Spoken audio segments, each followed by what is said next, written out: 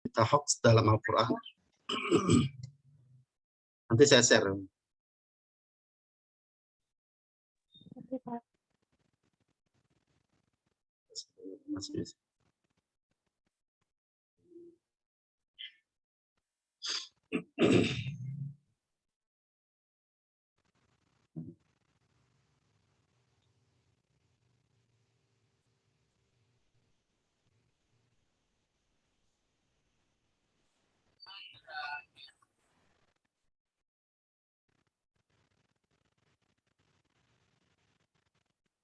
Nah, ini ya.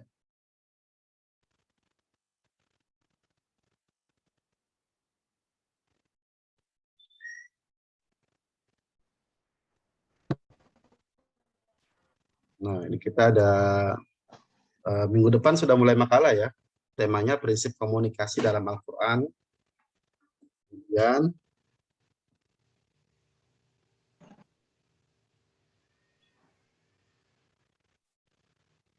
yang kedua, menyikapi informasi atau berita hoax dalam Al-Quran. Yang ketiga, etika pergaulan dengan non-muslim dalam Al-Quran. Kemudian prinsip toleransi dalam Al-Quran, prinsip Islam moderat dalam Al-Quran, menyikapi kekerasan atas nama agama dalam Al-Quran, konsep etos kerja dalam Al-Quran, konsep kepemimpinan dalam Al-Quran, korupsi dan money laundering dalam perspektif Al-Quran, konsep demokrasi dalam Al-Quran, hak asasi manusia dalam perspektif Al-Quran, menyikapi politisasi agama dalam Al-Quran, yang terakhir keadilan dan penegakan hukum dalam perspektif Al-Quran. Nah, itu di sini mungkin sudah ada beberapa subbabnya saja, cuma di sini tidak jadikan patokan sebetulnya, cuma contoh saja sebetulnya ya. Atau juga yang terkait dengan tema-tema yang belum ada subbabnya, tinggal yang penting nanti ada definisi, ada jadi kan kayak komunikasi ya, pengertian komunikasi dalam Al-Quran. Yang kedua, term komunikasi dalam Al-Quran. Jadi harus ada identifikasi kata-kata komunikasi dalam Al-Quran itu bentuknya apa saja sih gitu. Nah, itu biasanya nanti merujuk ke kitab Mu'jam Fahros gitu misalnya. Jadi ada berapa, misalnya ada kalau yang terkait dengan kata-kata, misalnya lagi membahas tentang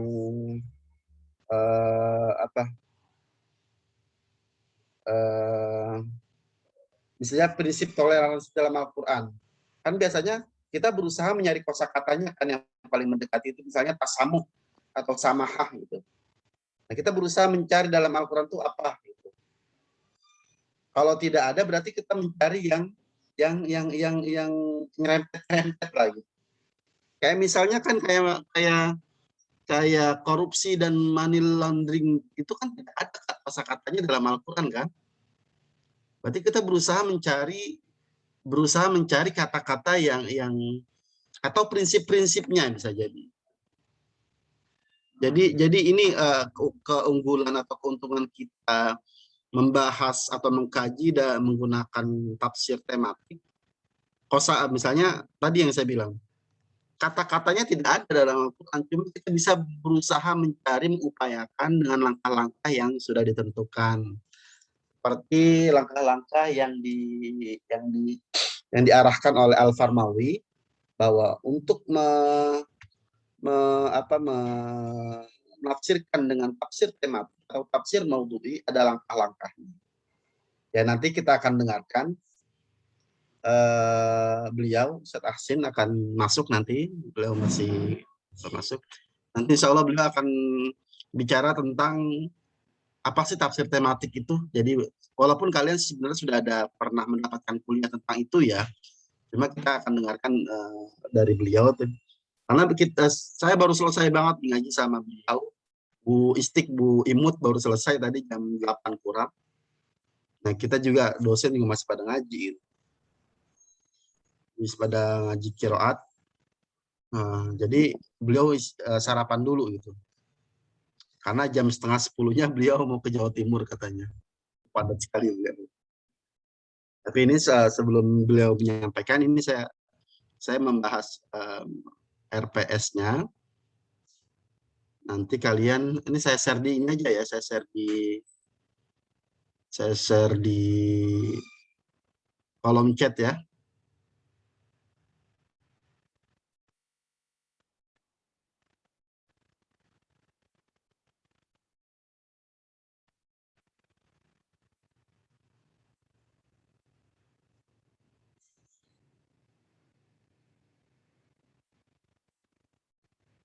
Hmm.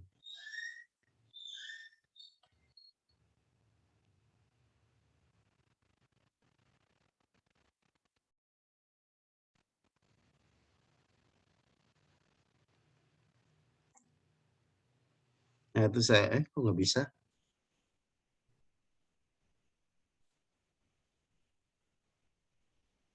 Nah,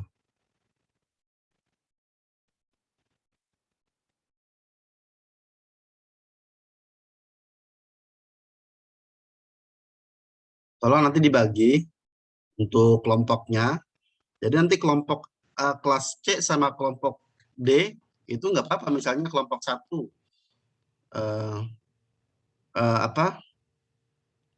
Karena orangnya banyak kan nggak mungkin satu makalah itu satu makalah itu langsung 2 kelas tidak. Jadi satu makalah, satu tema itu kelompok kelas C membahas, kelompok D juga membahas. Jadi kelompoknya beda gitu, kelompoknya beda. Masing-masing kelas itu beda. Kalau saya gabung nanti nanti banyak yang tidak ngapa-ngapain nantinya. Banyak yang tidak ngapa-ngapain. Nah, itu yang pertama. Yang kedua, nanti tolong selain buat makalah, kalian juga buat PPT ya, buat PPT. Nanti revisi makalah, nanti kan kalau memang ada revisi, itu revisi makalah kalian untuk nilai UAS, revisi PPT kalian untuk nilai UTS. Kata Putri Dawi, ini gampang amat sih Pak, yang susah apa Pak? Gitu. Ya, nanti kalau bisa, eh, sekarang juga nggak apa-apa sih. Kalau bisa videonya pada dihidupin ya. Saya nggak tahu nih pagi-pagi ini ada orangnya apa kagak. Apa kuliahnya sambil pada nyapu? Ada yang di tenda tuliskan Nur Imani di tenda kan? Ya, tolong dinyalain videonya ya. Nggak apa-apa. Saya nggak tahu kan udah mandi apa belum. Saya nggak tahu. Ya. Jadi minggu depan kita sudah mulai makalah dengan rujukan-rujukan yang kemarin saya sampaikan ya di pertemuan pertama. Ada tafsir Departemen Agama, ada atau juga bisa kalian inilah kalau memang ada yang suka belanja-belanja pakaian atau Shopee itu di stop dulu kemudian beli kitab kali. Beli kitab. Itu ada kalau beli di Shopee itu ada kemarin saya beli tuh tafsir tafsir Munir dibeli satu dijualnya satuan lagi. Tafsir Munir Wahbah Zuhaili yang terjemahan ada. Ya, artinya kita bisa beli. Di Shopee itu coba di pencariannya itu jangan baju mulu, jangan. Tapi cari tafsir. Tafsirnya misalnya tafsir apa? Tafsir terjemahan itu banyak ya. Dan uniknya enaknya lagi bisa dijual secara kita pengennya jus berapa nih? Itu ada yang jual seperti itu. Jadi apa? Jadi untuk menambah referensi juga untuk kalian karena memang sekarang kan kita tidak mungkin untuk ke perpustakaan kan. Ya udah di rumah aja, stay di rumah, bikinnya di rumah dengan rujukan PDF. Kalau PDF kan yang bahasa Indonesia itu agak terbatas ya. Paling kita kalau kayak tafsir Al-Misbah kan nggak mungkin ada PDF-nya.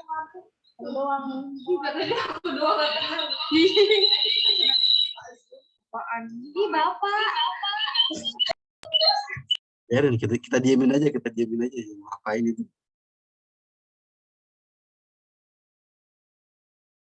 Ya itu ya.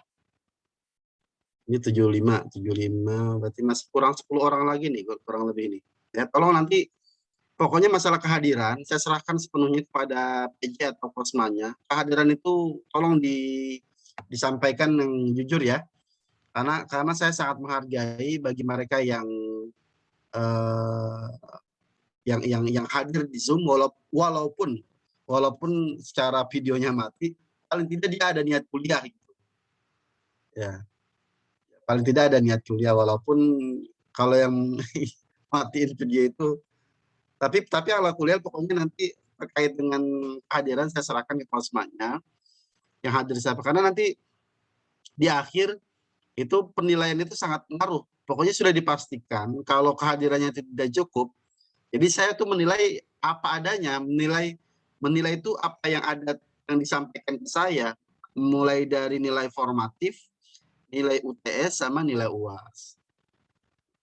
Nah, terkait dengan pembagian kelompok juga tolong dibagi dengan rata, jangan sampai ada yang nggak kebagian, supaya nanti eh, untuk penilaian, ya kita karena kita kuliah pasti endingnya itu penilaian ya. Walaupun nanti terkait dengan yang saya sampaikan di awal juga, bahwa kuliah kita ini jangan hanya diniatkan hanya untuk cari nilai. Apalagi yang kita bahas ini adalah tentang, coba kita ini masalah-masalah yang up to date semua, masalah-masalah yang sedang banyak. Kita lihat bagaimana pandangan tafsir dalam masalah ini. Kita lihat bagaimana pandangan Al-Quran terkait dengan tema-tema yang kita akan bahas di semester ini. Nanti kalau ada hal-hal yang ingin ditanyakan, misalnya pemakalah tidak bisa menjawab, nanti tolong ditanyakan ke Ustadz Ahsin ya. Jangan ke saya. Ya ada Ustadz Ahsinnya, ngapain ke saya gitu. Ya, kecuali kalau nggak ada Ustadz Ahsin, baru ke saya. Saya pun kalau nggak bisa ngejawab, saya balik lagi ke Ustadz Ahsin lagi gitu kan. Ya itu ya. Belum ada ya, belum ya. Ya itu sudah diterima ya RPS-nya ya. Tolong nanti yang bisa mindahin ke grup WA, tolong di share ke grup WA masing-masing ya. Sudah, Pak. Sudah ya.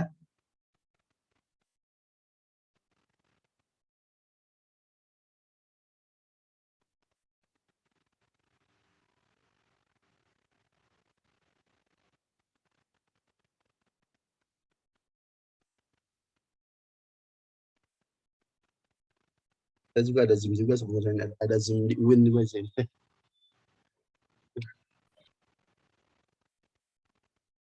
Oke, mungkin sebelum beliau masuk ada yang mau bertanya?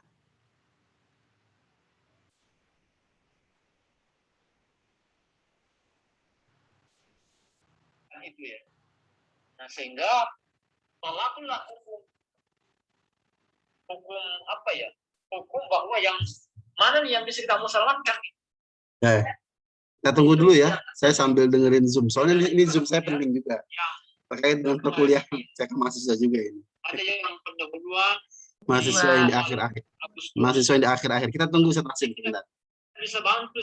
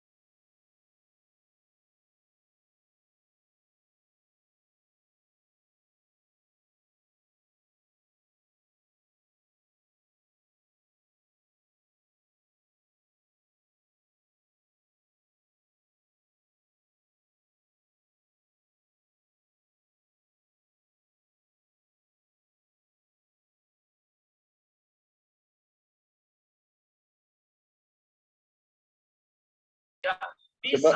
Coba mungkin sambil nunggu bisa didiskusikan masing-masing terkait dengan kelompoknya ya. Itu mungkin sehingga saya bisa memahami Ya, sambil nunggu biar tidak terlalu kosong betul.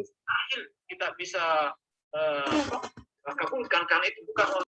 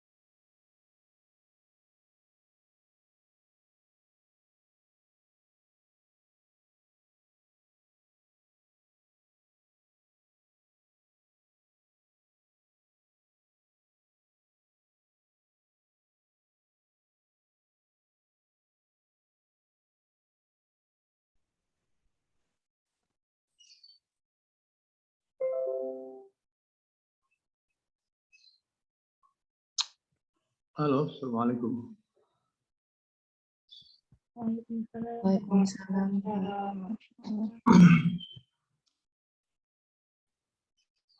Rizka mana Rizka?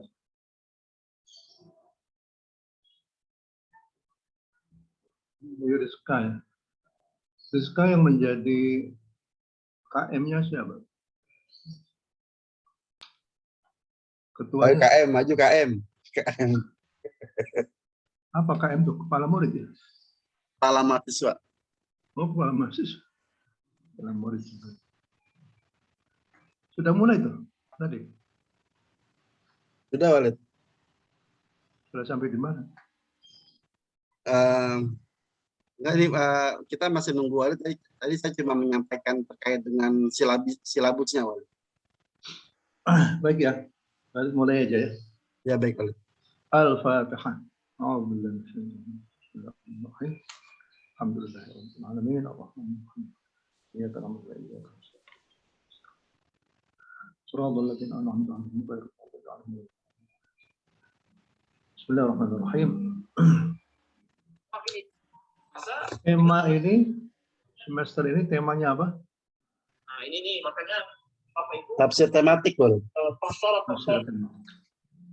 yang Ayat-ayat tentang tema-tema saya tampilkan, Walid. Baik, sebelum tampilkan sebelumnya nanti saya akan bicara tentang tafsir maudhu' mulai dari ungkapan al-maudhu'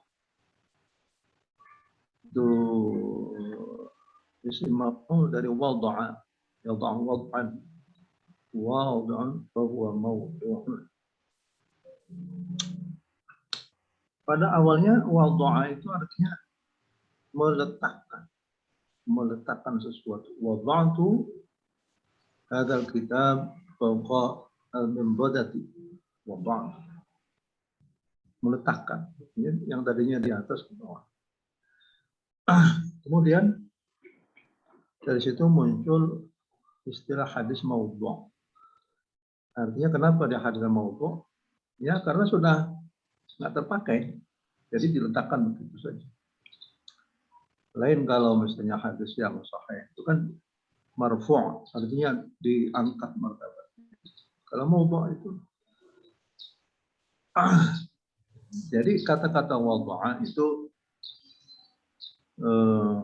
tergantung daripada konteksnya. Ya, ya. Misalnya awdha' itu keadaan. Ya, keadaannya itu seperti apa? Awdha' mukhifah, artinya keadaan yang sangat mencekam. Awdha' mukhifah karena ya keadaannya seperti itu. Nah, kemudian ya jadi di dalam bahasa Arab itu seperti itu ya. Bahasa Arab itu lentur sih. Satu akar kata bisa digunakan untuk berbagai macam keperluan. Ya. Awdha'u Afghanistan bil waqtil hal.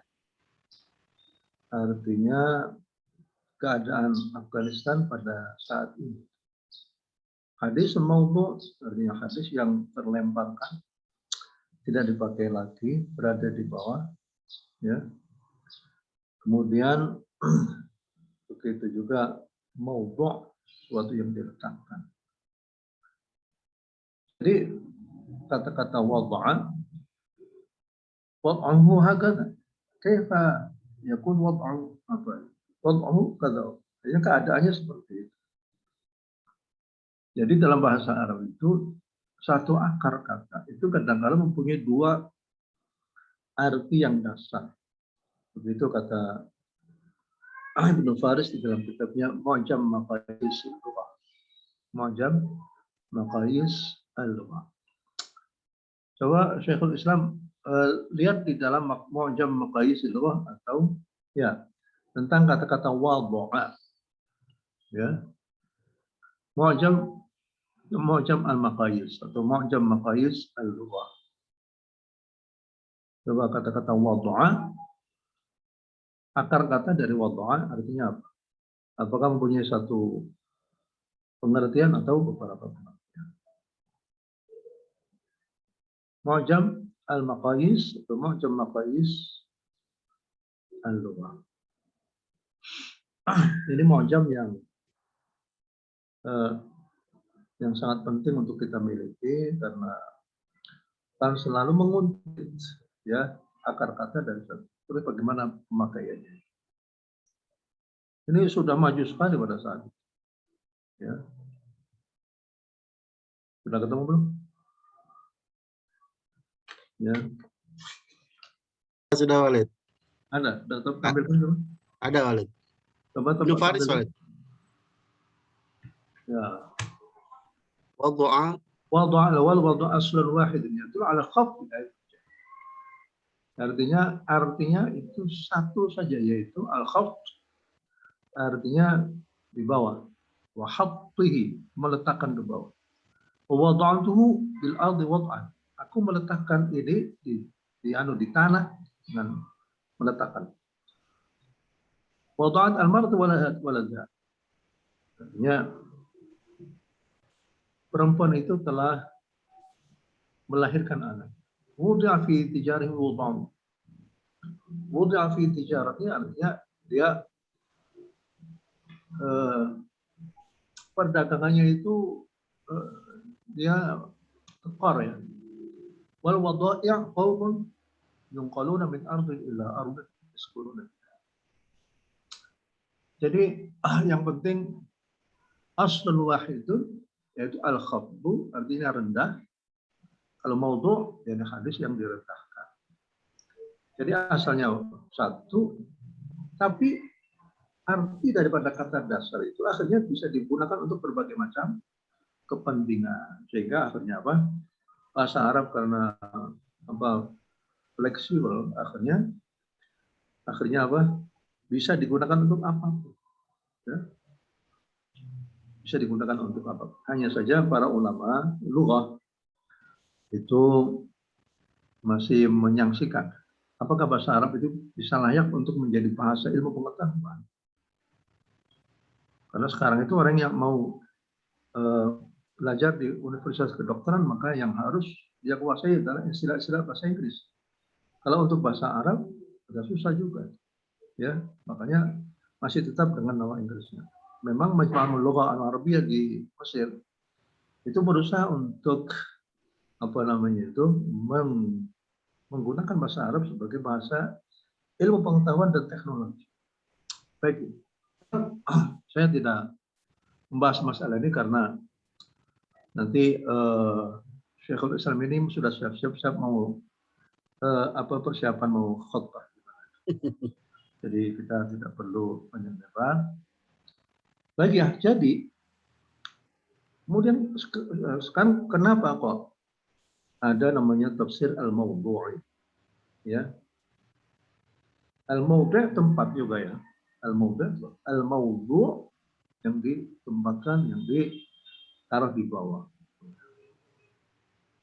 Tafsir dari apa namanya? Tafsir al-mawdu'. Ini adalah istilah baru. Ya. Tafsir tematik, kalau tafsir tahlil, tafsir apa? Kalau tafsir tahlil apa? Analisis ada tafsir global, ada tafsir muqaran, ya perbandingan. Ini adalah istilah baru yang dicetuskan oleh ya beberapa pakar ya dalam bidang tafsir. Jadi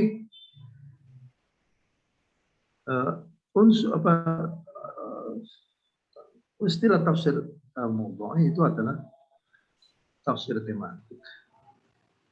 Ini menjadi persoalan ketika orang menjumpai Al-Quran itu kelihatannya nggak karu-karuan.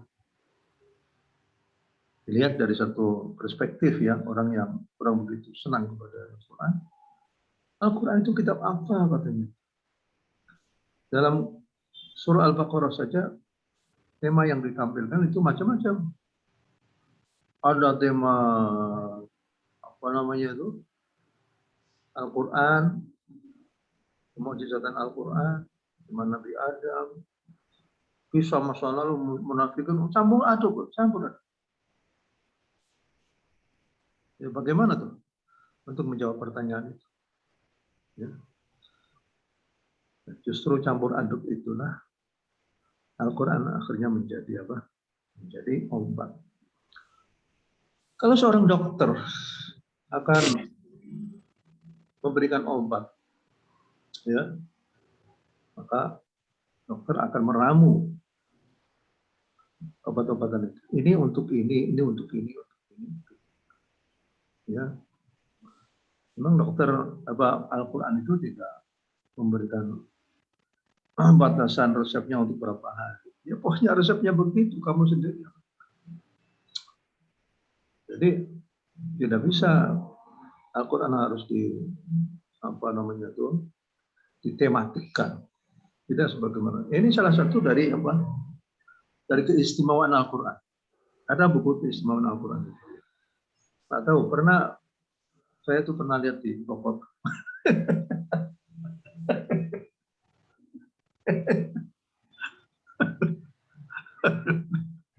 Karena saya lihat, wah, masih. Aduh, ada saya. Jadi, kenapa Al-Quran kok tidak sistematis gitu loh. Tidak sistematis. Jadinya campur aduk gitu. Nah, orang itu belum tahu ya. Belum tahu dia. Kalau dia tahu baru tahu bahwa Dengan campur aduk itulah akhirnya orang belajar membaca Al-Quran itu tidak bosan. Kalau misalnya satu tema aja bosan. Jadi ibaratnya Al-Quran itu begini. Tapi sebenarnya ada juga di satu buku namanya OAS. Al-Quran itu kadang-kadang ombaknya kecil saja, nggak ada ombak sama sekali. Kemudian ada ombak-ombak kecil, riak-riak ombak kecil. Ada juga ombak yang besar.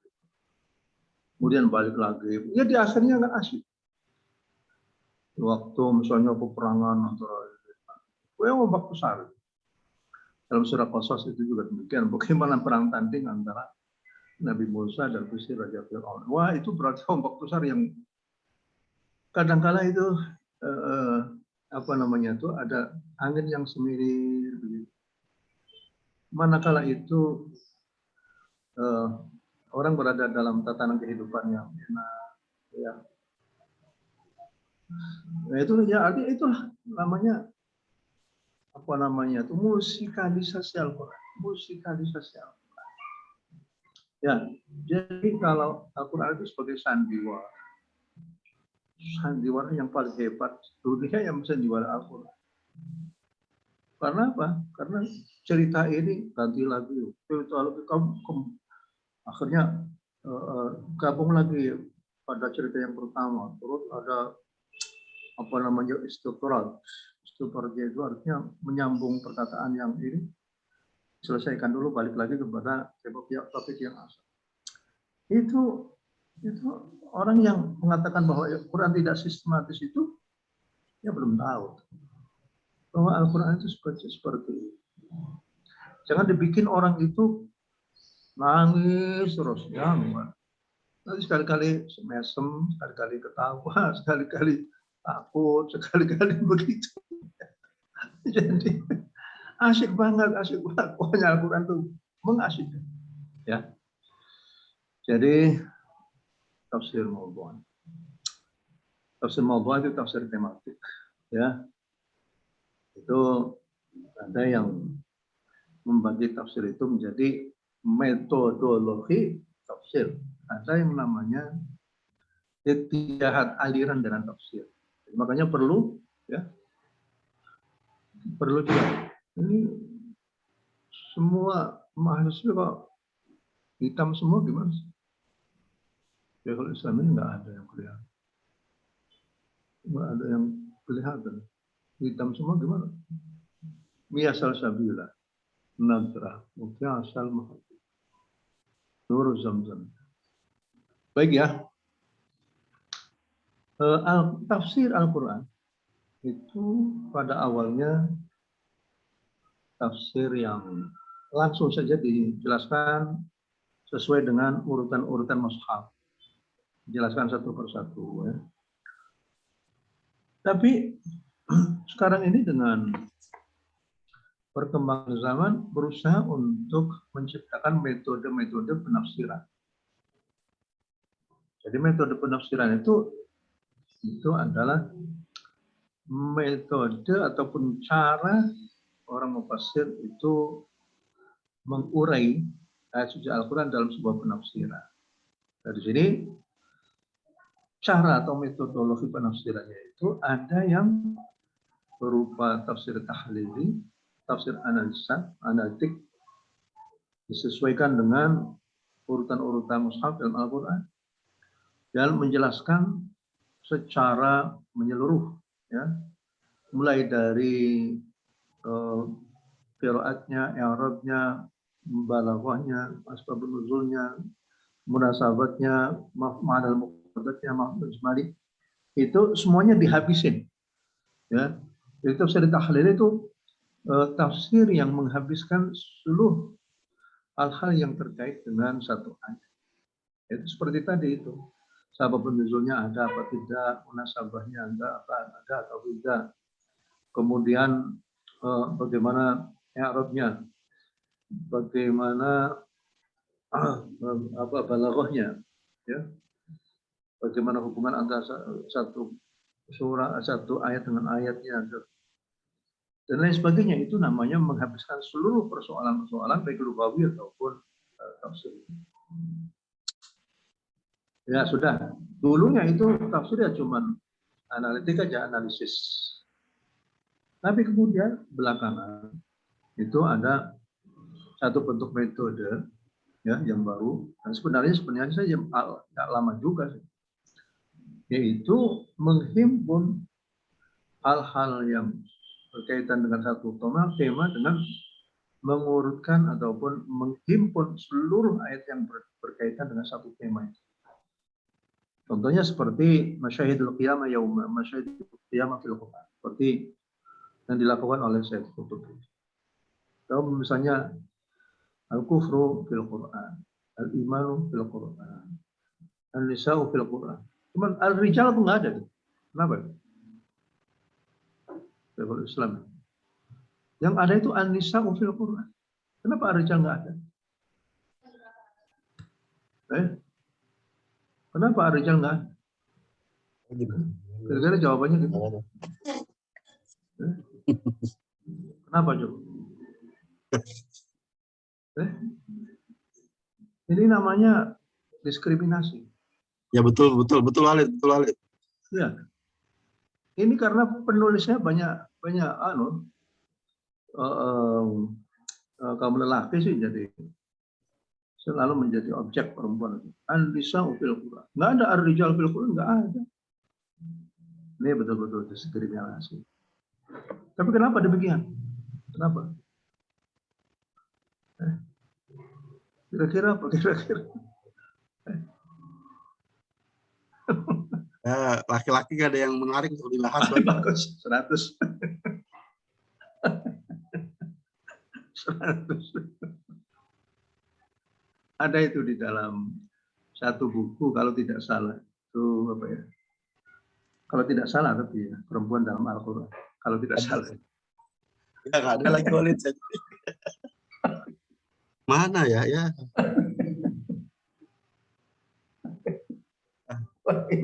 Lupa naro saya.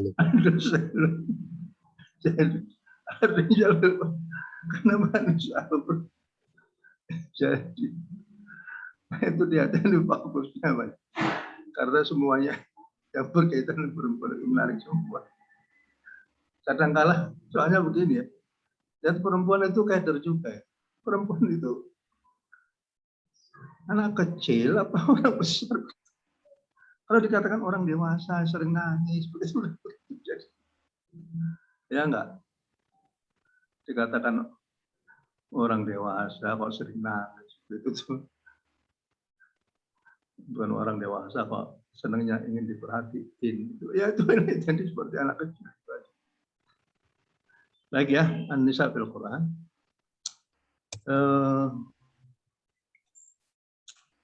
Ini akhirnya menjadi bahan perbincangan.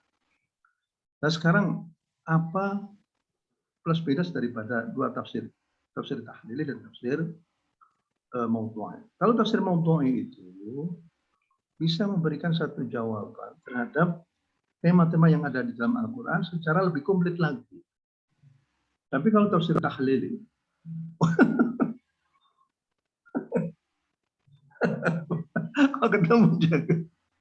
ketemu juga Walid akhirnya. Ketemu juga. Nggak kurang akal. Nggak kurang akal. Ya itu begitu. Jadi banyak sekali. Jadi kalau tafsir maudhu'i itu tafsir yang mampu untuk menyuguhkan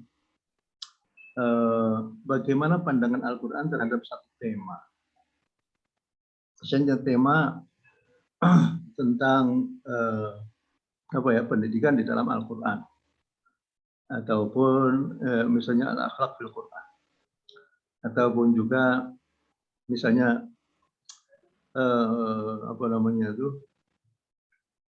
hubungan keluarga dalam Al-Quran, ya. Jadi ya pendidikan antara di dalam keluarga dalam Al-Quran. Jadi bisa dijadikan satu tema, ya. Tapi sekarang ini ada satu perguruan tinggi yang sudah menutup ya pintu bagi penafsiran untuk baik itu untuk marham magister apalagi doktoral yang dari yang seperti itu tafsir maudhu'i. Jadi ditutup misalnya di UIN ya. Yang ditutup itu tafsir maudhu'i, kemudian nasikh dan mansukh sudah ditutup, muhkam dan mutasyabi sudah ditutup, nggak boleh lagi. Warna sudah wah. Nah, kalau misalnya tafsir tahlili itu walaupun bersifat parsial, tapi tafsir tahlili itu bisa menyapu seluruh pembahasan yang berkaitan dengan satu ayat. Kalau tafsir maudhu'i nggak ada. Ya, kalau tafsir maudhu'i itu tidak ada karena dia hanya fokus kepada topik itu saja. Ya, tapi itu tafsir tahlili, misalnya Alhamdulillahirabbil alamin, alnya ala apa? Ya coba. Ya, Syekhul Islam apa? Alnya ala apa? Alhamdulillah itu alnya ala apa? Mari.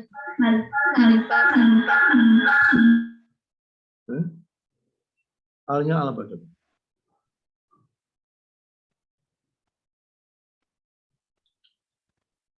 Kemudian Rahmi Rambani. Ya. Enggak ada yang semuanya hitam semua. Al-Ma'rifah.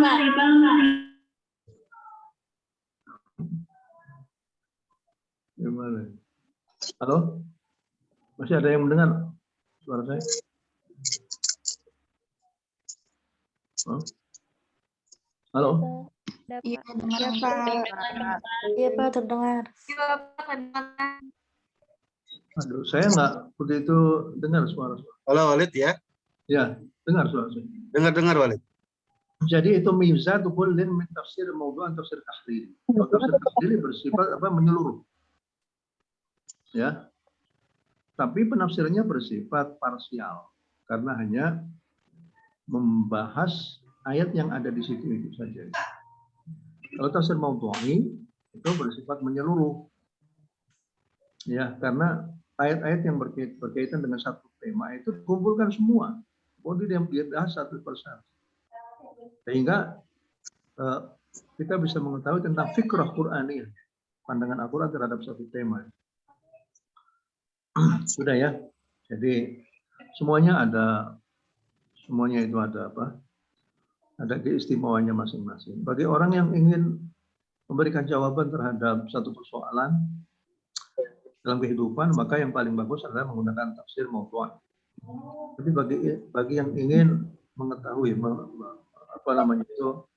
mengkaji satu surah di dalam Al-Quran, yang paling bagus adalah tafsir tahlili.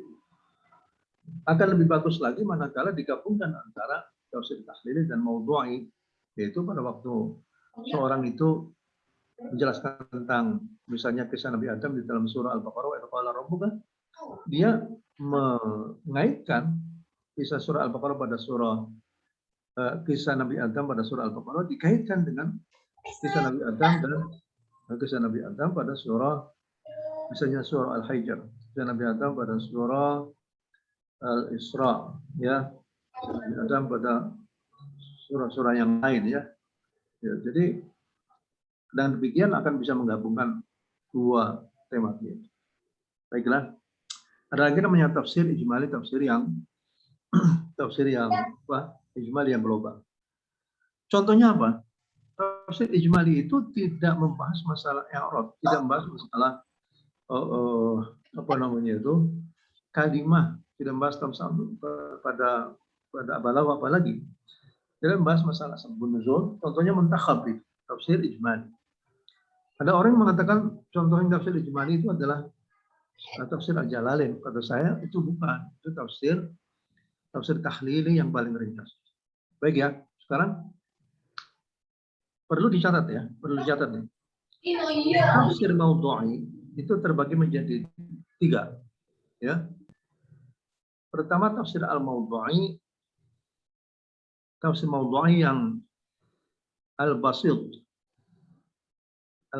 tafsir maudhu'i yang basit. Artinya mengambil satu tema Kemudian dicari seluruh ayat suci Al-Quran yang berkaitan dengan tema itu. Ayat-ayatnya dikumpulkan semua, dikaji satu persatu dari segi sabab nuzulnya, dikaji dari segi urutan nuzulnya, urutan di dalam mushafnya, dikaji semuanya, sehingga akhirnya bisa menghidangkan satu fikrah Qur'aniyah terhadap satu tema itu. Ya, itu tafsir maudhu' al-basit yang luas. Ada lagi tafsir maudhu' yang al-wasit. Contohnya seperti apa? Seperti An-Nisa fi surat An-Nisa. Ya, An-Nisa fi surat An-Nisa. Itu yang namanya apa? Al-wasit, yang pertengahan. Atau misalnya Banu Israil di surat Al-Baqarah. Itu cuma itu aja. Pada satu surat tertentu. Al-Munafiqun fi kama warada fi surat Al-Munafiqun. Ada lagi yang mentafsir maudhu' yang al-wajiz. Al-wajiz itu seperti Dr. Hawashi ini kalau khutbah membahas, saya sekarang membahas khutbah ini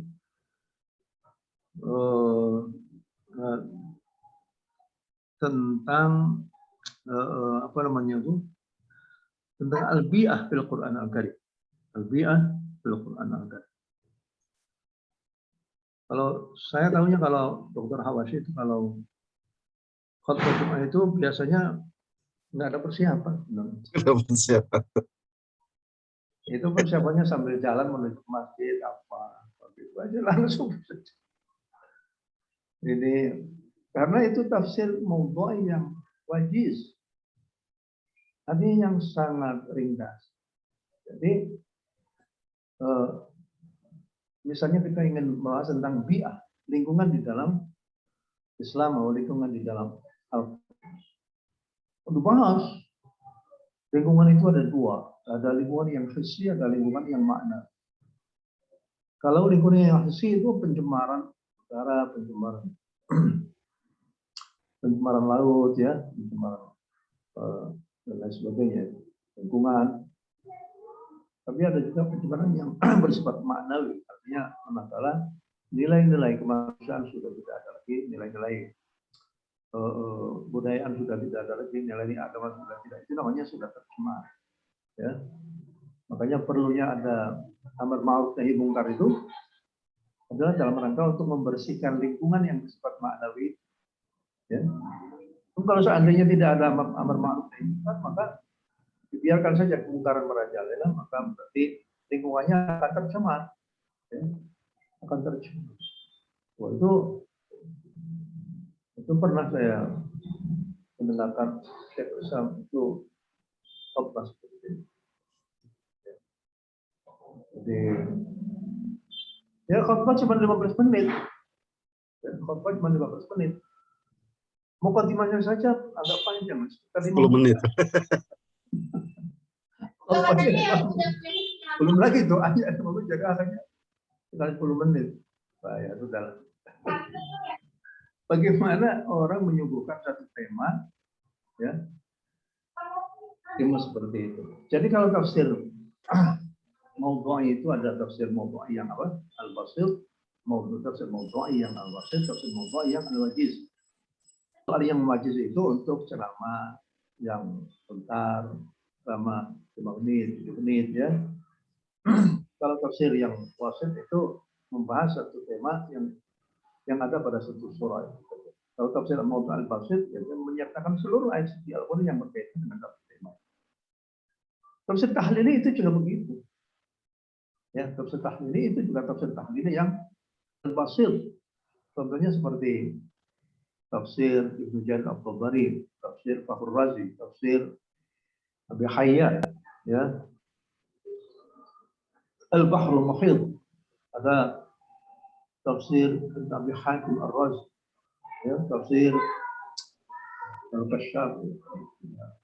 Al-Kashaf termasuknya ya tidak dikatakan basit. Kemudian ada tafsir tahlili al-mutawassit, ya, al-mutawassit tafsir, al-tahdiri, itu seperti tafsir Baydawi, tafsir An-Nasafi, itu termasuk tafsir yang tafsir basit itu mencakup seluruh persoalan yang ada, ya. Ada tafsir Al-Wajiz, seperti apa? Tafsir Al-Jalalain, tafsir Al-Jalalain. Jadi itu. Nah, kemudian ada yang namanya irtijahat. Irtijahat itu warna ataupun al-law ataupun madrasah. Maka al-law itu ibaratnya begini. Ada gelas. Isinya itu kopi. Nah, gelas itu adalah metode. Gelas itu kita katakan metode karena menghimpun pemikiran yang ada di dalamnya. Nah, kopi itu adalah pemikiran, kecenderungan manusia. Jadi apa namanya itu? Ittijahat fikriyah. Ittijahat al-fikriyah. Dari sini ada namanya tafsir tahlil yang mempunyai kecenderungan al-balaghi, tafsir al-hidai, ya, al-iyazi. Dr. Hawashi sudah pernah dengar al-iyazi. Nah, Walid. Al-mufassirun wattijahaduhum, ya, mufassirun itu perlu dibaca. Ya, jadi perlu dibaca. Kalau tidak bisa bicara atau tidak mau baca, ya lihat bukunya aja. Lihat apa namanya itu, nama kitabnya itu. Nama kitabnya, ya, paling tidak, oh iya, ada namanya Al-Mufassirun wattijahaduhum, ya, ila al-iyazi, dan masih banyak. Nah, sekarang apa namanya itu, kecenderungan berpikir, kecenderungan ada namanya tafsir al-Mu'tazilah, tafsir al-Khawarij. Saya dulu pernah mampir di satu universitas Islam di India. Apa namanya itu? Maulawi. Saya masuk ke perpustakaan, di situ saya baca satu artikel tentang tafsir Khawarij. Ternyata Khawarij itu banyak juga tafsir al-Khawarij. Tafsir Syiah, ada tafsir fikih, tergantung dari kecenderungannya masing-masing. Jadi perlu ketahui bahwa tafsir itu adalah yang bersifat subjektif, ya, kecuali yang berkaitan dengan hadis-hadis sahihah, itu urusannya Nabi. Tapi kalau seandainya tafsirnya dirayah, maka itu terkait dengan subjektivitas dari seorang tafsir sendiri, ya. Yang namanya subjektivitas, maka bisa jadi apa yang ditulis oleh mufassir A berbeda dengan apa yang ditulis oleh mufassir B. Ya, baiklah. Jadi untuk ke depan silakan ditampilkan.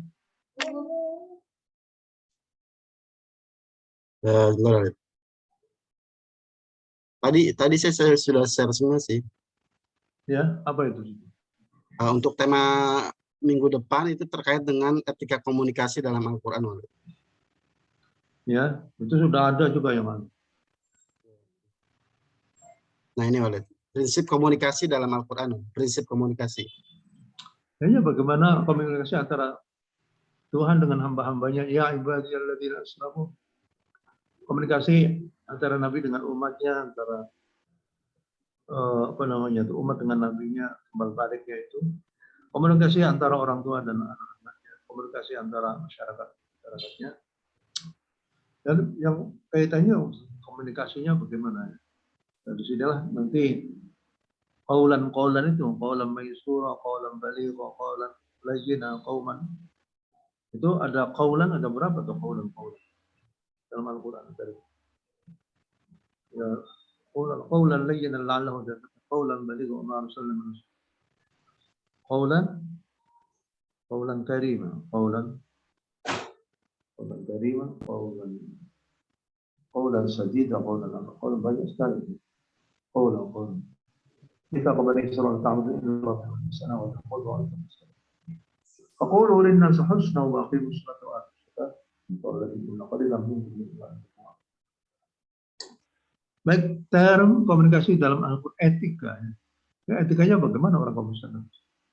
Nabi Musa saja pada waktu mau menghadap Fir'aun itu faqula lahu qawlan layyinan la'allahum yatadhakkarun. Sampai cara komunikasi itu diajarkan oleh Allah. Ya, karena Fir'aun sejahat-jahatnya manusia itu pasti ada hati kecilnya. Kemudian pengaruh komunikasi terhadap kehidupan dalam Al-Quran terhadap pengaruh komunikasi terhadap kehidupan. Semuanya itu dalam Al-Quran semua kan?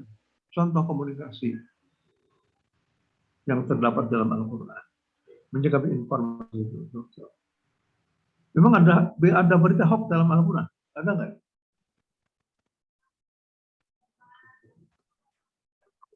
Dr. Hawashi, ada nggak hoax di dalam Al-Quran?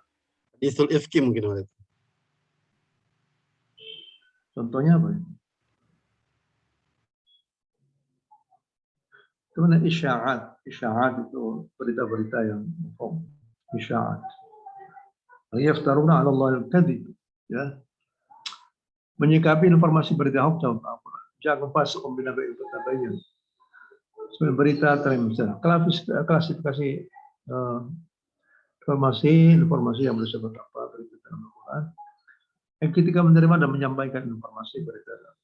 Saya kira sudah paham semua ya. Ketika pergaulan dengan non-muslim dalam Al-Quran. Coba ayatnya mana tuh?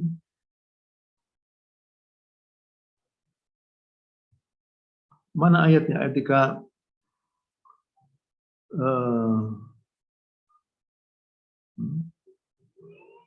baiklah, saya kira itu saja dulu ya. Kalau diuraikan maka kasihan juga Dr. Hawasnya mau ada. Aja baik, ada pertanyaan?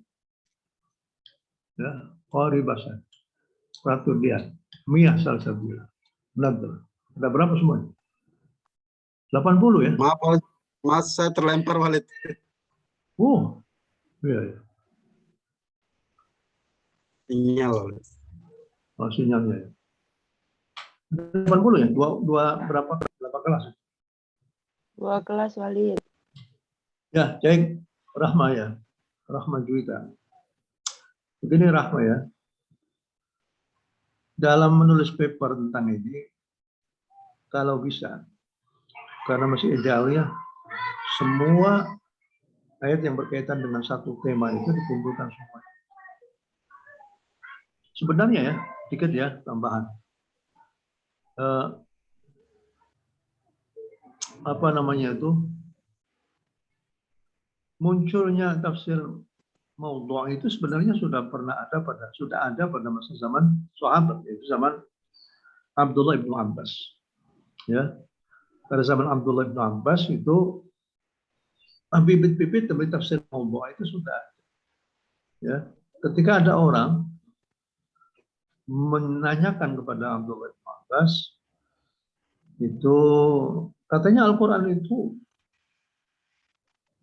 turunnya pada bulan Ramadan nanti.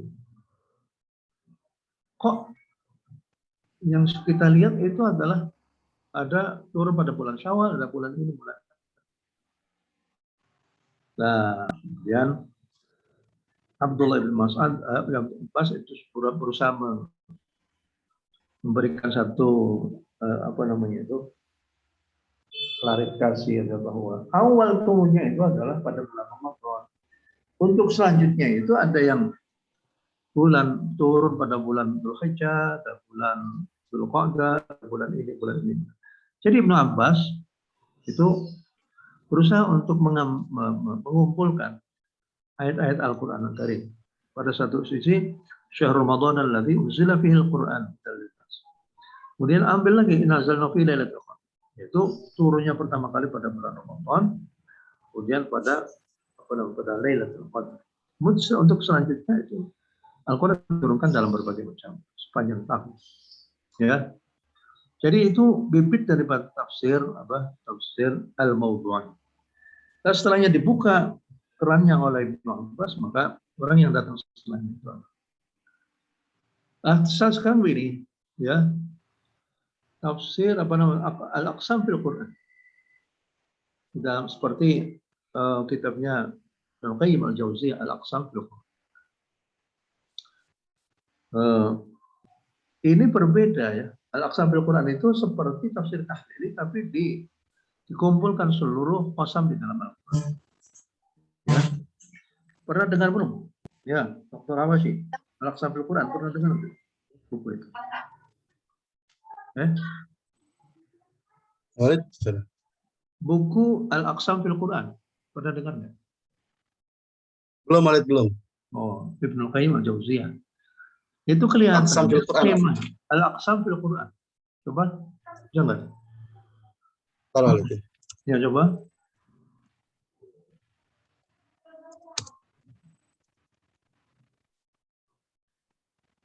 Aqsam fil Quran.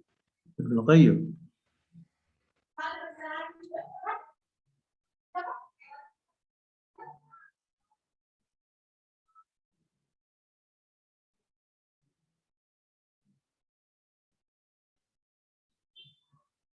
Belum ada nih, Walid.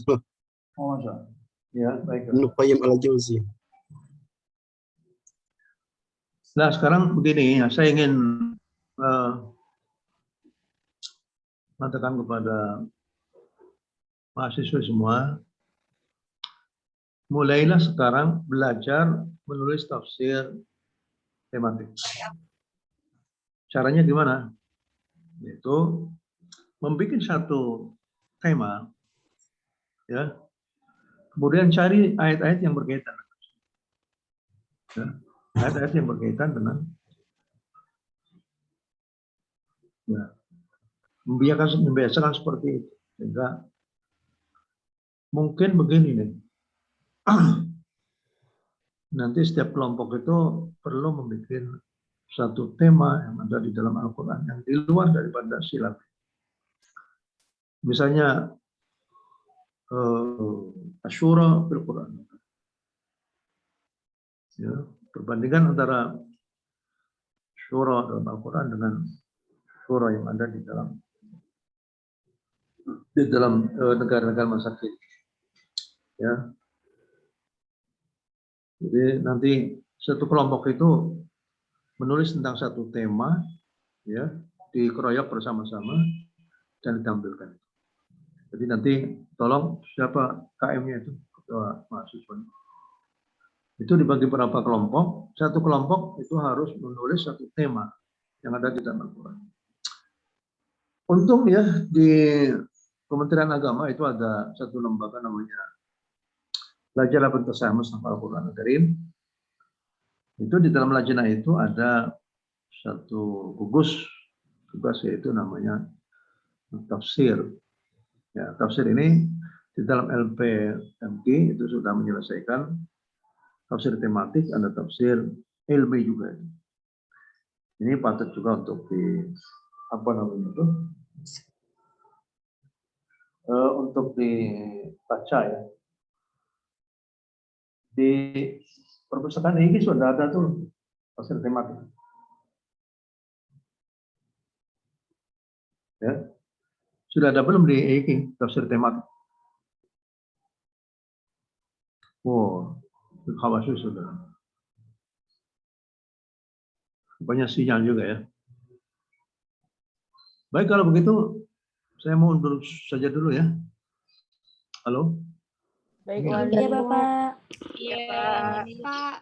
Sama-sama ya. Assalamualaikum warahmatullahi wabarakatuh. Waalaikumsalam warahmatullahi wabarakatuh. Terima kasih, Bapak. Terima kasih, Kak. Terima kasih, Bapak.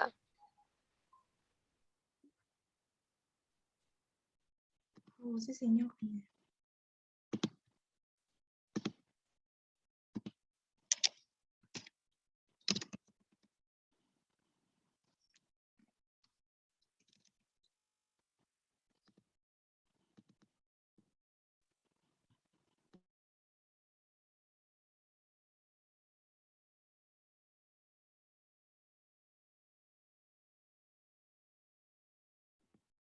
Tunggu bahwa sih ya. Nggak ada. Kayaknya sinyal deh. Kayaknya sinyal tadi nge-lag. Nggak mungkin langsung keluar.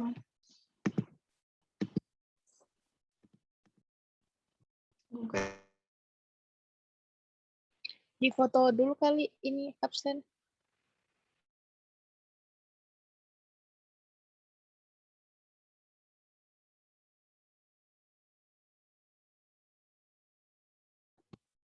Aku ngeliatin Rahmi dari tadi. Aneh-aneh deh.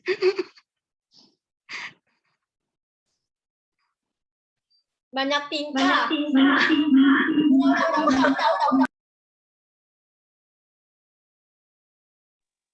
Ini materi perkuliahannya apa ya guys namanya? Gak mungkin kontrak belajar lagi kan? Minggu kemarin udah kontrak belajar. Diisi apa? Pendahuluan. Enggak Bahas diisi. tentang hadis, tafsir maudhui aja. Tafsir tematik. aja, tafsir tematik. Oke. Mirip Karini, kayak penyiar. Mae.